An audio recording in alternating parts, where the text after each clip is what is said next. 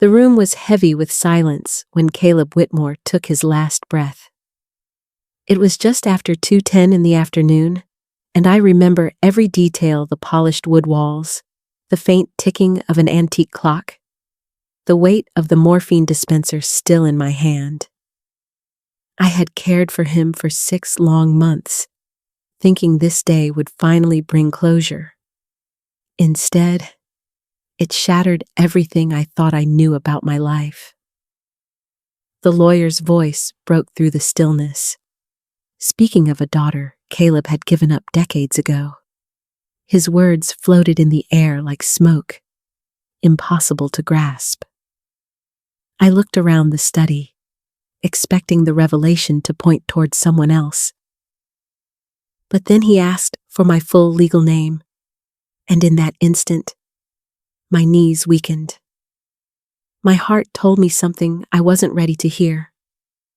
This was about me. My name is Maggie Reed. I'm 62 years old, a widow, a woman who once struggled just to cover the rent. That morning, I believed I was nothing more than a caregiver, hired to see a difficult man through his final days. By evening, I would learn that my entire identity had been tied to him all along. It's a story about family secrets that can sleep for 62 years before finally waking. And if you stay with me, I'll show you how a single afternoon turned my life upside down and forced me to ask, do we really ever know where we come from? 3 days before that moment in the study, I was just another 62-year-old widow scanning the classifieds, desperate for work. My husband's medical bills had drained every dollar we had, and once he passed, the silence of our small apartment felt heavier than the debt collector's letters. I needed something, anything, that would let me stay afloat. That morning, at 7:45, I walked up the long driveway of the Whitmore estate in Greenwich, Connecticut. The iron gates opened with a groan, and I felt like I was stepping into another world. Acres of manicured lawn stretched out in every direction, the kind of wealth I had only ever seen in magazines. For a moment, I almost turned back. What business did a worn-out caregiver like me have in a mansion like this? Caleb Whitmore was waiting inside, bedridden but sharp-eyed. His body was failing, yet his gaze followed me as if he was studying every detail of my face. I told myself he was just a difficult patient, the type who chews through caregivers like paper. The housekeeper, Rosa Alvarez, quietly warned me he had already sent a dozen others away. She said not to take it personally, but I couldn't shake the feeling that this man saw something in me he couldn't quite name. The money was better than anything I had ever earned, more than enough to finally breathe without fear of eviction. But from the first day, it was clear this job would be unlike any I had taken before. There was a tension in that house, the kind that seeps into the walls and whispers at night when you're trying to sleep. I didn't know it then, but every step through those hallways was pulling me closer to a secret that had been waiting for me all along. It didn't take long before I realized Caleb wasn't like any patient I had ever cared for. Most men at his age, with bodies so frail, wanted comfort and distraction. Caleb wanted answers. He asked about my childhood as if he were piecing together a puzzle. He pressed for details about where I grew up, the schools I attended, even the little fears that had shaped me as a girl. At first, I thought it was loneliness, an old man trying to make conversation. But there was a sharpness to his curiosity that felt almost like an examination. Sometimes, when I turned away, I could feel his eyes on me steady, searching, like he was comparing me to something only he could see. And around the house, I began noticing small things I had overlooked before. On his nightstand sat books about adoption reunions, their pages worn from use. In his study, a black and white portrait of a young woman with dark hair watched me like a mirror I couldn't place. And pinned to the board by his chair was a clipping from the newspaper, a simple ad for live-in caregivers. The very ad that had led me to his door. One afternoon, when he asked me my birthday, I answered without thinking. March 15th, 1963. The moment the words left my mouth, the air seemed to shift. I caught a flicker in his expression, like a silent confirmation of something only he knew. I brushed it off at the time, but deep down, I felt a coldness crawl along my spine. Why did that date matter so much? And why did it feel as if every question, every look, was leading to something I wasn't prepared to face? I didn't know it then, but the answers were already waiting in a stack of papers I had yet to see. When the lawyer opened that heavy folder in the study, I thought it would be the routine business of wills and signatures. Instead, it was the unraveling of my entire life. He recited details I had buried deep my birth date. March 15th, 1963, Hartford General Hospital. A 16-year-old girl named Jennifer Walsh listed as the mother, an absent father.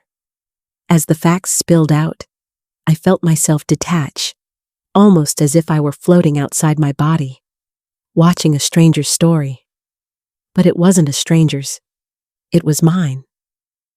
My adoptive parents had told me a softer version, one that erased the shame of a teenage mother and replaced it with the story of a college student named Sarah who had simply made a mistake.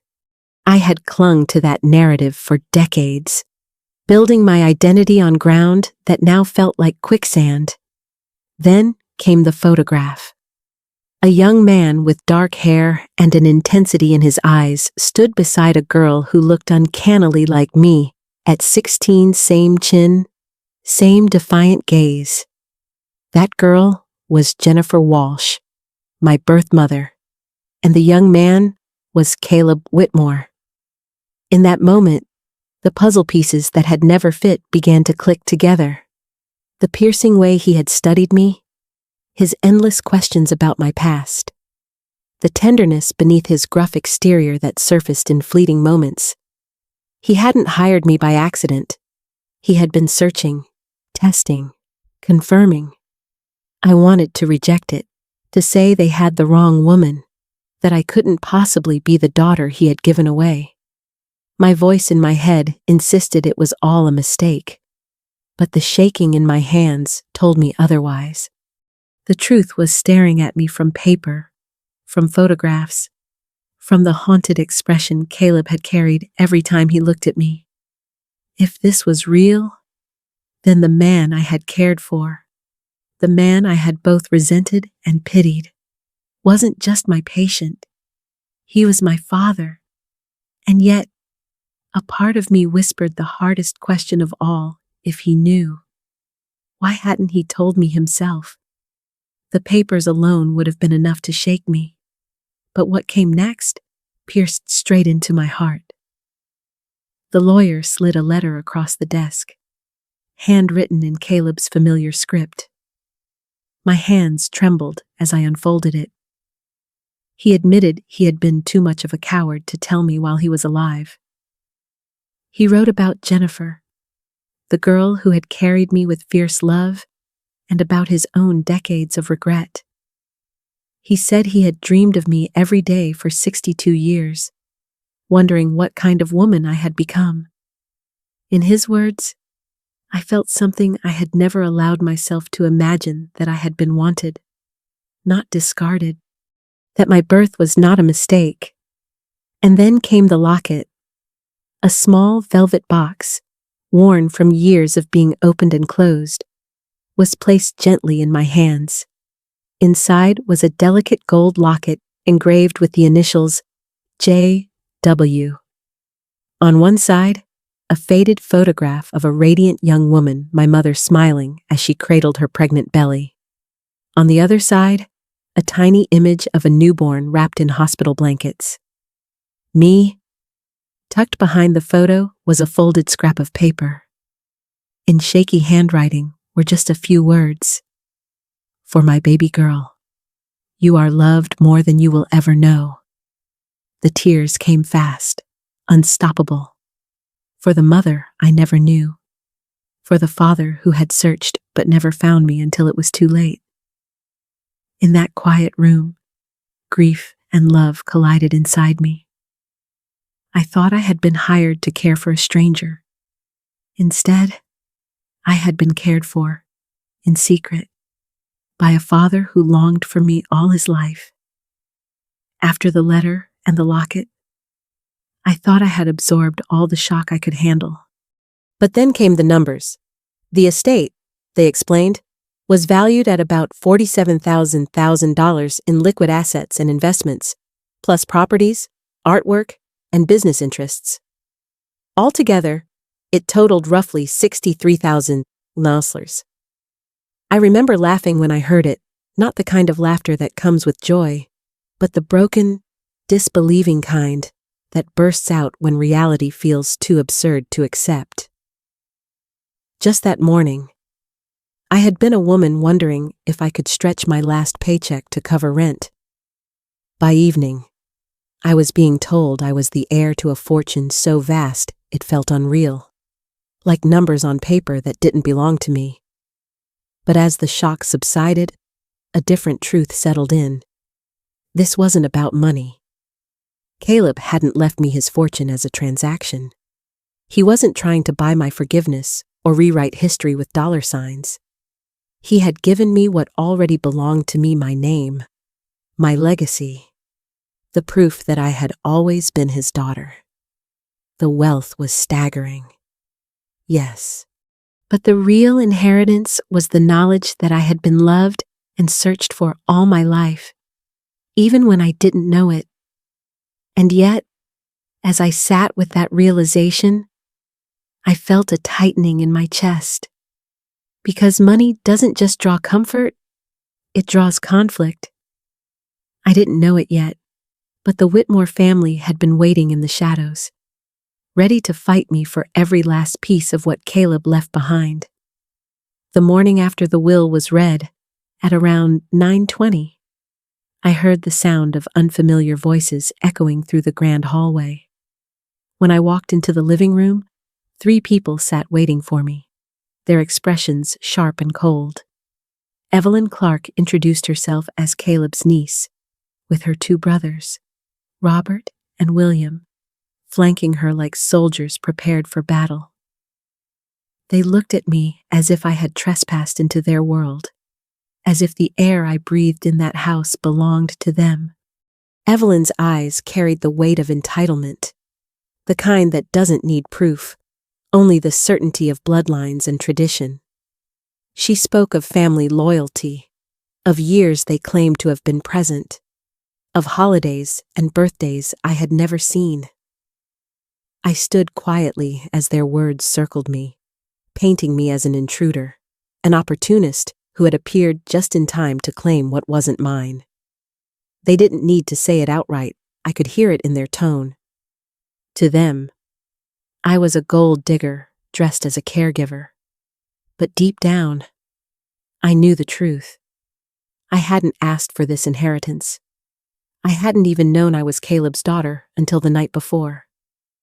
What struck me most wasn't their anger, it was their fear. I could see it in the way their voices shook beneath the polish. They weren't just mourning a lost fortune. They were mourning control. As I watched them, something hardened inside me. If Caleb had trusted me enough to leave me everything, then I had to be strong enough to defend it.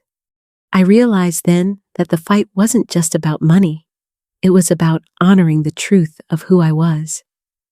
And I knew I would need proof, undeniable proof, to stand against them.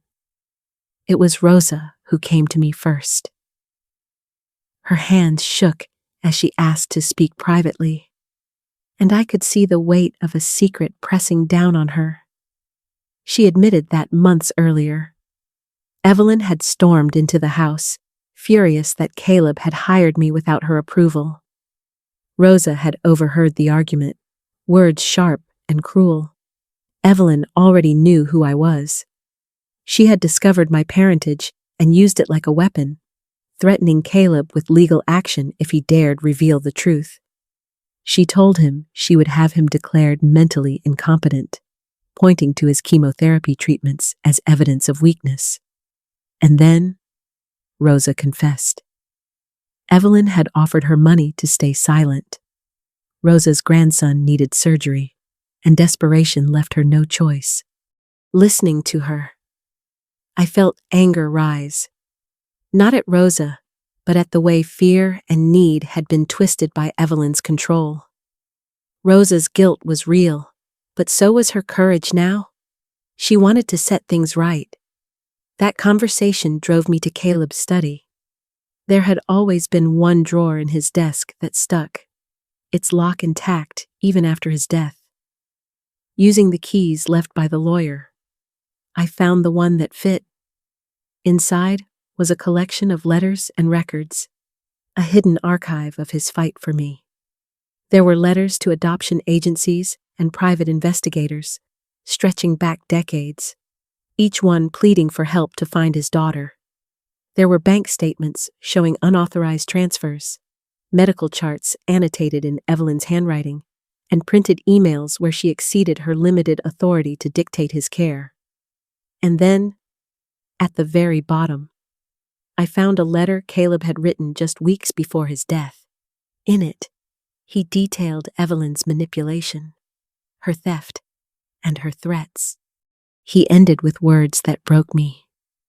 If you are reading this, Maggie, know that I was afraid, but not of losing money. I was afraid of losing you before I had the chance to know you. That was the proof I needed. Proof not just of who I was, but of what had been done to him. And I knew then that the next battle would be fought in court. The day of the hearing arrived, and the courtroom was packed. Reporters filled the benches, their cameras flashing as if my life were a spectacle to consume. Across the aisle, Evelyn sat with her brothers and a team of lawyers who looked as polished as their expensive suits. I felt a strange calm settle over me as I touched the locket tucked in my pocket. Their attorneys painted me as a manipulative caregiver who had preyed on an old man's loneliness. They questioned the timing of the DNA results and suggested I had fabricated evidence. Listening to them, I might have doubted myself if I hadn't already seen the proof with my own eyes. Still, every word they spoke stung, because I had spent my life working hard for every small thing I had, only to be reduced to a stereotype of greed. Then it was our turn. Rosa testified first, her voice steady, recounting the threats she had overheard and the hush money she had accepted in her desperation. Next came the documents from Caleb's locked drawer, the unauthorized bank transfers, the medical records tampered with by Evelyn, the emails that exceeded her authority, and finally, the letter Caleb had written in his own hand, detailing her manipulation and ending with words only a father would write to a daughter. I watched Evelyn's face drain of color as the evidence stacked against her. For once, she had no control, no script to follow. Her composure cracked, anger spilling out, and in that outburst she revealed more than she intended. She had always known who I was, and she had fought to bury the truth. When the judge finally spoke, the gavel echoed like thunder. The will was upheld in its entirety. But more than that, a criminal investigation into elder abuse and fraud was ordered. I exhaled deeply, not just from relief, but from the release of a weight I hadn't even realized I'd been carrying. This wasn't just a legal victory.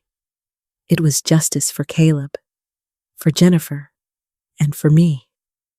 In the weeks that followed the court's decision, I began to see the inheritance not as an ending, but as a beginning. For 62 years, I had lived with unanswered questions about where I came from. And now, those questions had names, faces, and stories. I wanted to honor them, not just by holding on to the estate, but by transforming it into something greater. I established the Jennifer Walsh Foundation, named after the mother I never knew, dedicated to helping adopted children reconnect with their birth families. I turned parts of the Whitmore mansion into a retreat center, a place where families could gather, share their stories, and heal. The first meeting was held on a Saturday morning at 10 o'clock, and I remember standing in the great hall listening to voices echo through a space that had once felt so cold. For the first time, it felt alive. As for Evelyn and her brothers, the legal process moved forward. They faced the consequences of their choices, not because I wanted revenge, but because the truth demanded accountability. Through it all, I found myself growing into the role Caleb had wanted for me, not just his heir, but his legacy. I carried both my parents with me, the love of a young woman who had written a note to her baby, and the regret of a man who had searched for decades. This wealth could have consumed me, but instead, it became a way to give back, and in that choice, I found peace. Looking back now, I see that this story was never just about money. It was about truth, identity, and the quiet, stubborn way love finds us even when years and miles try to keep it away. For most of my life, I believed I had been abandoned, but the truth was far more complicated.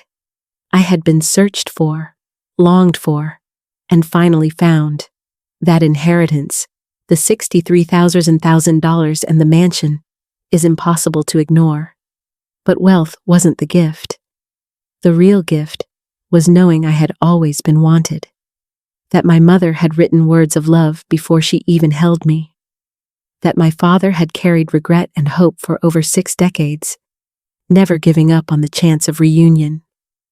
Sometimes the greatest legacy isn't what we inherit in dollars, but what we discover about ourselves. And for me, the greatest treasure was finally being able to whisper the word I never spoke to him while he lived, Dad. So tonight, at 9:30 p.m., I'll sit in the study once more, surrounded by his books and his letters, and I'll carry his story forward not just as his heir, but as his daughter. If you've ever uncovered a family secret or found connection in unexpected places, share your story. Like, comment, and join this space where stories heal us. Because maybe, just maybe, your story will help someone else feel less alone.